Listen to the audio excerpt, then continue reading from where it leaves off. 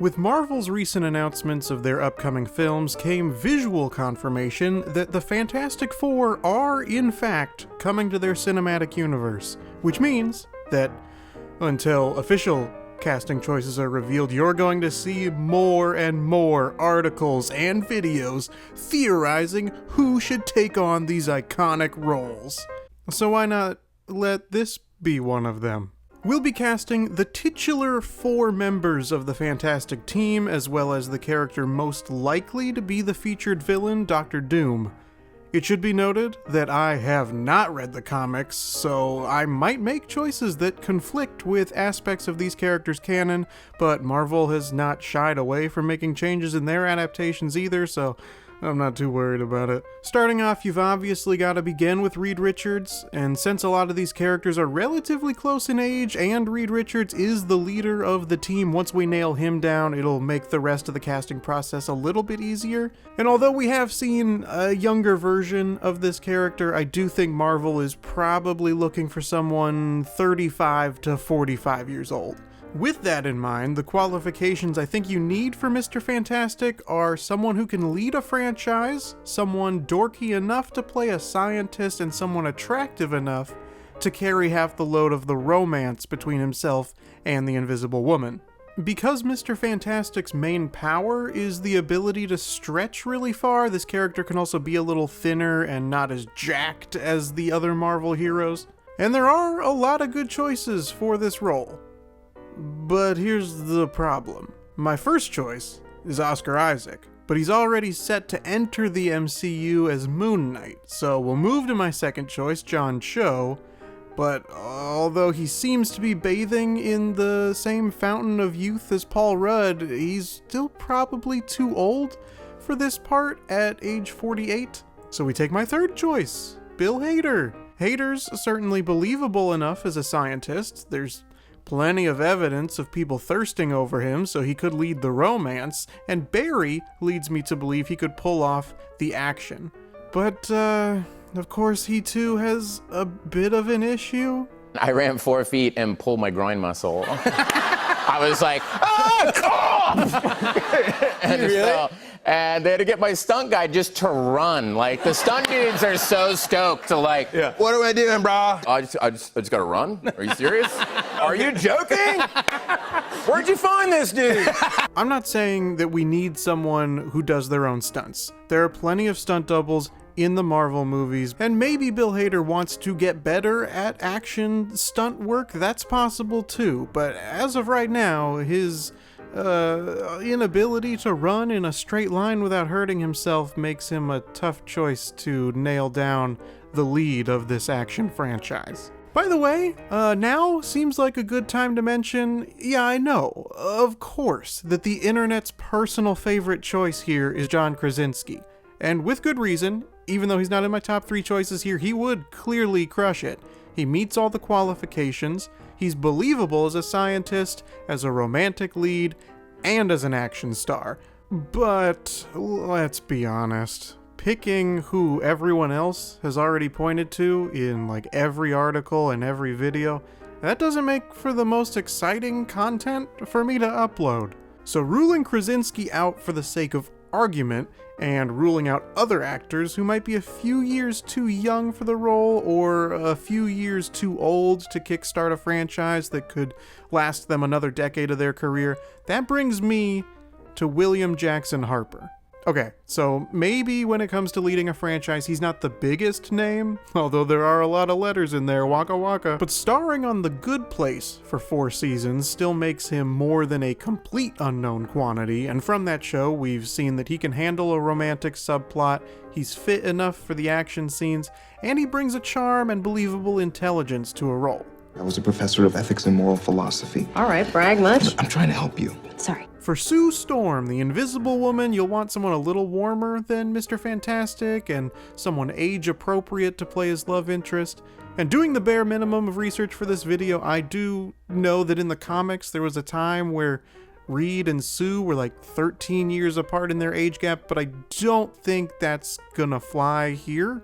And yes, I know that Elizabeth Olsen and Paul Bettany are like 17 years apart, but like Vision's a robot or whatever, I don't know. Harper, like Krasinski, is 41. So for Sue, you want someone late 30s to mid 40s. And again, the internet's choice is Emily Blunt, who would be great because she's always great, and she's circled around Black Widow, Agent Carter, Captain Marvel, so it's very clear that the company does want her in these movies somewhere. But again, if you want to see someone else say Emily Blunt for Sue Storm, you can go to literally any other fan casting on the internet. And while I did cast someone who doesn't really look like the character of Reed Richards, I do feel like whoever is picked for Sue Storm should be blonde or be able to pull off a blonde hairstyle. Something about the power of invisibility just says light hair to me. I don't know, leave me alone. And while there's no shortage of blonde actresses, a lot of the ones who first come to mind are a little too young to be paired with Harper, but I'll go with Gillian Jacobs. Oh, Brit is in this? A lot of her Community co-stars have already cameoed in the MCU, and she's proven she has the comedy chops to handle jokes and quips that Marvel likes to give its characters. And at only 3 years younger than Harper, they could pull off, at the very least, an age-appropriate romance. You're the selfless one in the group, right? Wouldn't know. I haven't thought about myself in years. Sue's younger brother, Johnny Storm, becomes the Human Torch. He's an immature, hot-headed playboy, so your biggest requirement is finding someone charismatic and hunky. And while past iterations of this franchise haven't quite succeeded to their fullest potential, I will say Chris Evans was the absolute perfect choice for this in the mid-2000s, and Michael B. Jordan was the perfect choice in the mid-2010s, even if the material they had to work with wasn't quite up to their standards. But now is where it gets tricky, because as the younger brother of Sue Storm, while this actor doesn't necessarily have to look like they're related to Gillian Jacobs, they can be step-siblings or one can be adopted or whatever, they should have somewhat of a believable age difference. Again, the internet favorite is Zac Efron, and the reason I know he'd be good at playing a dumb hot guy is because he's made an entire career out of playing a dumb hot guy.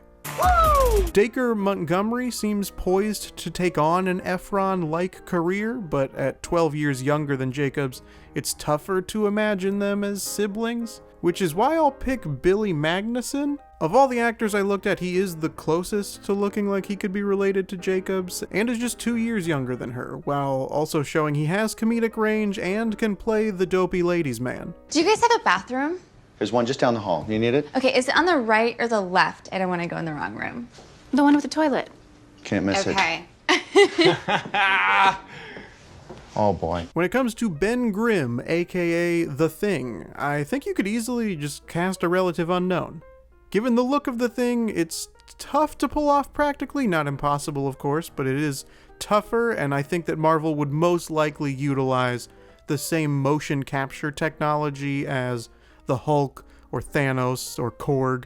Allow me to introduce myself. My name is Korg. I'm kind of like the leader in here. Which means the voice of the character is almost more important than the actual look of the actor, since you can alter so much of it in CGI. Which means there are a lot of different directions to go with this character. Do you pick someone with an instantly recognizable voice, or a gravelly voice, pun intended? Do you pick someone who already looks like a big, tough guy? What about someone who would just be fun to hear genuinely try to pull off the line "It's clobbering time"? Or, since this character would more than likely interact with Drax the Destroyer in the Avengers movies, do you cast a former WWE rival of Dave Bautista? I think at the end of the day, you want someone close in age to Reed Richards so they can have been childhood friends, and can be someone less well known, so I'm casting character actor Drew Powell. Are you gonna start soon? I already did. Maybe best well known as Solomon Grundy on Gotham. And finally, Dr. Doom. Oh my God! What's wrong with your face? Dr. Doom's status as an iconic villain in Marvel history means he could be around for longer than one movie, either becoming a new Loki figure or a new Thanos type that everyone will have to defeat. Or maybe he's able to create a team of returning villains who are still alive, like Vulture, Justin Hammer, Michael Mando, who knows. And so while it's fun to pick someone who's always villainous, they should probably be around William Jackson Harper and Gillian Jacobs in age if they want to play on the former relationship between Sue Storm and Victor Von Doom, but still old enough to be believable as a CEO. The internet's choice is Nikolai Coster-Waldau, who does fit this mold, but I've made it this far by avoiding the most common choice, and I won't stop now, so I'll say Jon Hamm. Believable as a businessman, handsome enough to have potential romantic backstory with Gillian Jacobs despite being over 10 years her senior, and because he's the bad guy, the age gap wouldn't spark as much outrage. And we've seen him be a deliciously evil bad guy. Took something away from me that I love. You know I gotta do the same. So there you have it. There's my cast for the Marvel Cinematic Universe's Fantastic Four: William Jackson Harper, Gillian Jacobs, Billy Magnuson, Drew Powell, and Jon Hamm. What do you think? Do you like the choices I made? Are you mad because I didn't pick who you wanted me to? Probably, but you can keep that to yourself. But feel free to leave your choices for who should be in Fantastic Four in the comments below, and subscribe.